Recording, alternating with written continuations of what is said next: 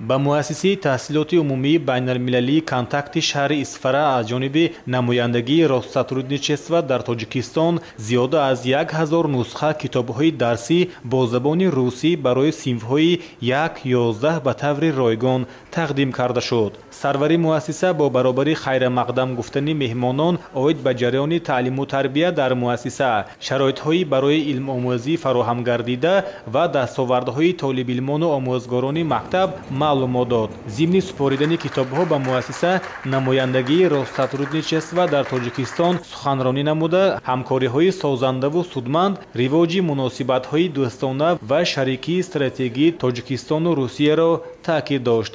гуфта шуд ки дар муносибатҳои дуҷонибаи Тоҷикистон ва Россия ҳамкориҳои фарҳанги гуманитарӣ ҷойгоҳи муҳимро ишғол менамояд. Сарвари маркази илми фарҳангии Россия дар шаҳри Хуҷанд бо таъкиди зарурияти омӯзиши амиқи илмҳои замона зикр намуданд ки китобҳои нави таълимӣ ба сатҳу сифати донишомӯзии тарбиятгирандагон таъсири мусбӣ хоҳад расонид. Аҳли толибилмону омӯзгорони муассиса аз ин иқдоми намояндагони Россотрудничества дар Тоҷикистон изҳори хушнудӣ намуда, ба онҳо барои ғамхориву таваҷҷӯҳашон миннатдории хешро иброз доштанд. Маврид ба зикр аст ки таълимгоҳи мазкур яке аз боргоҳҳои бонуфузи илму маърифат буда, дар ин муассисаи таълимӣ алҳол чанд нафар омӯзгорон аз Россия ва хориҷи кишвар ба муҳассилин таълим медиҳанд.